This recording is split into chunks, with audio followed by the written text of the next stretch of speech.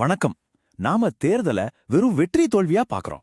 ஆனா உண்மையில அது ஒரு நிர்வாக பொறியியல் திட்டம், ஒரு கவர்னன்ஸ் இன்ஜினியரிங் ப்ராஜெக்ட்.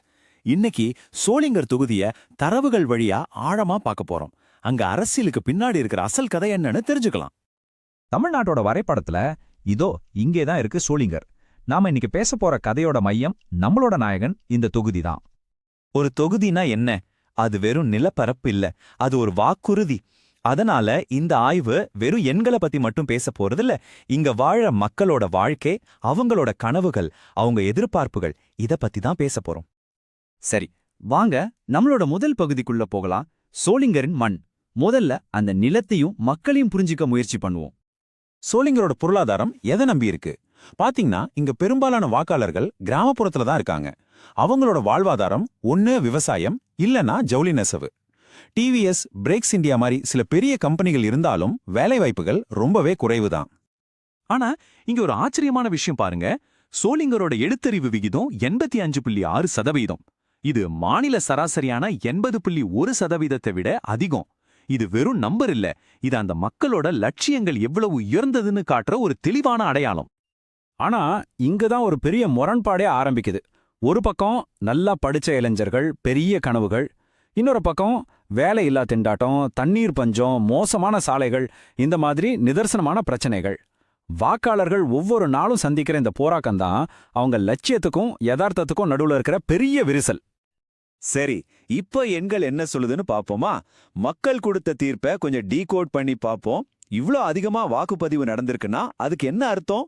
எங்க குரலை கேளுங்கன்னு மக்கள் சொல்ற ஒரு நேரடி செய்தி அது. சரி, நாம எதெல்லாம் பார்க்க போறோம்னு ஒரு சின்ன கண்ணோட்டம். முதல்ல சோளிங்கரோட மண், மக்களை புரிஞ்சுப்போம். அப்புறம் மக்கள் கொடுத்த தீர்ப்பு என்ன சொல்லுதுன்னு பார்ப்போம். அவங்களோட குறைகள் என்ன, அதிகாரத்துக்கான வழிகள் என்ன, ஒரு நல்ல நிர்வாகத்துக்கான ப்ளூ பிரிண்ட் என்ன. கடைசியா நம்பிக்கையோட முக்கியத்துவத்தை பத்தி பேசி முடிப்போம். 80.6%. இதுதான் 2021 தேர்தல்ல சோளிங்கர்ல பதிவான வாக்கு சதவீதம். மக்கள் அரசியல் மேல எவ்வளவு கவனமா இருக்காங்கன்னு இது காட்டுது. இது வெறும் புள்ளி விவரம் இல்ல, மக்களோட ஒரு சக்தி வாய்ந்த குரல். இந்த மாற்றத்தை இங்கே நீங்க தெளிவா பார்க்கலாம். 2016ல அதிமுக 36.79% வாக்குகள்ல ஜெயிச்சாங்க. ஆனா 2021ல என்ன ஆச்சு? காங்கிரஸ் 49.18% வாக்குகளை வாங்கி ஜெயிக்குது. இந்த பெரிய வாக்கு வித்தியாசம் என்ன சொல்லுது? மக்களோட ஆதரவு நிரந்தரமானது இல்ல, அது நிபந்தனைகளுக்கு உட்பட்டது. விசுவாசத்தை செயல்ல காட்டணும், சம்பாதிக்கணும், அது தானா கிடைக்காது. இந்த மாற்றத்துக்கு முக்கியமான காரணம் என்ன? அத நாம வளர்ச்சி பற்றாக்குறைன்னு சொல்லலாம். அதாவது வருஷ கணக்கா கொடுக்கப்பட்ட வாக்குறுதிகளுக்கும் களத்துல நடக்காத வேலைகளுக்கும் நடுவில் இருக்கிற பெரிய இடைவெளி. ஒரு தனி தாலுகா, ரயில் இணைப்பு, வெளிவட்ட சாலை, இதெல்லாம் இன்னைக்கும் பேப்பர்ல மட்டுமே இருக்கிற திட்டங்கள். இங்கதான் நாம ஒரு முக்கியமான விஷயத்த புரிஞ்சுக்கணும். நலத்திட்டங்கள்ங்கிறது ஒரு பாதுகாப்பு வலை மாதிரி, அது ஏறி போறதுக்கான ஏணி இல்ல.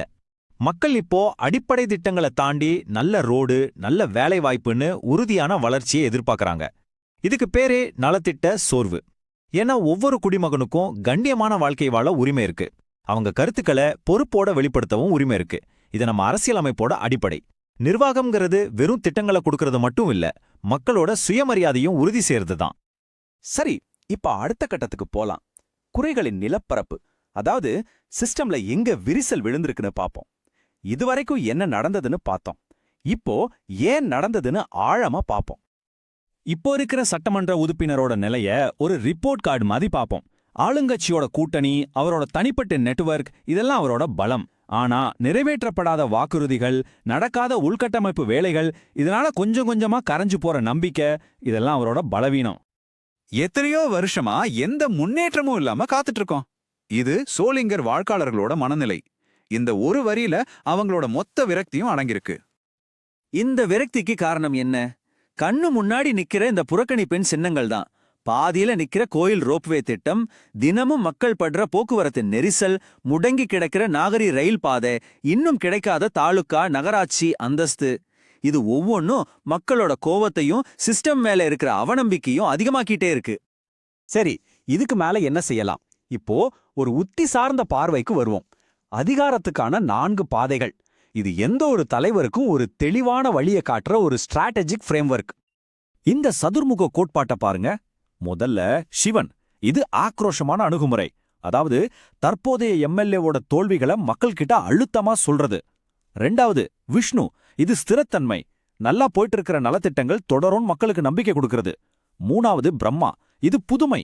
இளைஞர்களுக்கு திறன் மேம்பாட்டு மையம் மாதிரி புது திட்டங்களை அறிவிக்கிறது. கடைசியா துர்கா, இது பாதுகாப்பு. விவசாயிகள், நெசவாளர்கள், தலித் மக்கள் இவங்களோட பாதுகாவலனா தன்னை முன்னிறுத்துறது. இந்த 4 அணுகுமுறையும் சரியா பயன்படுத்தினா எந்த வேட்பாளரும் சோளிங்கர் களத்துல ஜெயிக்கிறதுக்கான வாய்ப்பை உருவாக்கலாம். இதுவரைக்கும் பிரச்சனைகளை அலசிட்டோம். இப்போ தீர்வுக்கான வழிக்கு போவோம். இதுதான் நிர்வாகத்துக்கான வரைபடம். வெறும் வாக்குறுதியா இல்லாம செஞ்சு காட்டுறதுக்கான ஒரு ப்ளூ பிரிண்ட். இதோ ஒரு 5 அம்ச வளர்ச்சி உறுதிமொழி பத்திரம். முதல் படி வெளிவட்ட சாலைய கட்டி முடிக்கிறது. 2வது ரயில் இணைப்ப மறுபடியும் கொண்டு வர்றது. 3வது நகராட்சி தாலுகா அந்தஸ்த வாங்கி கொடுக்கறது. 4வது நலத்திட்டங்கள் கடைசி மனுஷன் வரைக்கும் சரியா போய் சேருதான்னு உறுதி பண்றது. 5வது இளைஞர்களோட திறனை வளர்க்க முதலீடு பண்றது. இந்த 5ம் மக்களோட முக்கியமான பிரச்சனைகளுக்கு நேரடியான தீர்வு. உதாரணத்துக்கு வெளிவட்டச்சாலை, இதுக்கு தோராயமா 300 கோடி ரூபாய் செலவாகும். ஆனா இதனால கிடைக்கிற பலன் என்ன? டிராஃபிக் குறையும், வியாபாரம் பெருகும், மக்களோட பயண நேரம் மிச்சமாகும், பாதுகாப்பு அதிகமாகும். இது மக்களுக்காக செய்யப்படுற முதலீடு. அதே மாதிரி தான் சோளிங்கூர் நாகரி ரயில் இணைப்பு. இதுக்கு ஒரு 200 கோடி ரூபாய் முதலீடு தேவைப்படலாம். ஆனா இதனால இந்த பகுதி பக்கத்து மாநிலத்தோட இணையும், வியாபாரம் வளரும். இது இந்த பகுதியோட வளர்ச்சிக்கான ஒரு புதிய தடம். இங்க ஒரு முக்கியமான கேள்வி வருது. இந்த மாதிரி உள்ளூர்ல செய்யற வேலைகள் எப்படி ஒரு தேசிய பார்வையோட இணையுது? இங்க நாம ஆரம்பிக்கிற திறன் மேம்பாட்டு மையம் ஸ்கில் இந்தியா மாதிரியான பெரிய தேசிய திட்டங்களோட ஒரு பகுதியா இருக்கணும். அப்போதான் அது முழுமையான வளர்ச்சி. இப்போ நாம கடைசி பகுதிக்கு வந்துட்டோம். நம்பிக்கையின் நாணயம். இதுதான் உண்மையான இறுதி ஆணை. அரசியல்ல எல்லாத்தையும் விட முக்கியமான சொத்து என்ன தெரியுமா? அது மக்களோட நம்பிக்கை தான். இந்த டிஜிட்டல் காலத்துல நம்பிக்கைங்கிறது மக்களோட தனியுரிமையை மதிக்கிறதுலயும் இருக்கு.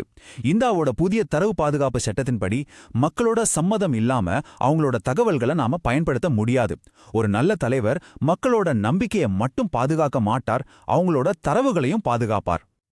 இந்த முழு பகுப்பாய்வோட மைய கருத்து இதுதான். ஒரு தேர்தலோட இறுதி நோக்கம் ஜெயிக்கிறதில்ல, நல்லாட்சி கொடுக்கறது. ஒரு தலைவர் தரவுகளை வச்சு ஆழமா திட்டமிடணும், ஆனா அதை செயல்படுத்தும் போது மக்கள மேல கருணையோட இருக்கணும். வெற்றிங்கிறது ஒரு நாள் நிகழ்வு, ஆனா நிர்வாகங்கிறது ஒவ்வொரு நாளும் செய்ய வேண்டிய ஒரு பொறுப்பு. நீங்கள் ஒரு மக்கள் மையத் தலைவராக மாறி உங்கள் தொகுதியை உயர்த்த விரும்பினால் blueprintstrategies.ai mgr@blueprintstrategies.ai என்ற மின்னஞ்சலிலோ அல்லது 08042041602 என்ற எண்ணிலோ தொடர்பு கொள்ளுங்கள். அரசியலுக்கு அப்பாற்பட்ட ஒரு நோக்கம்.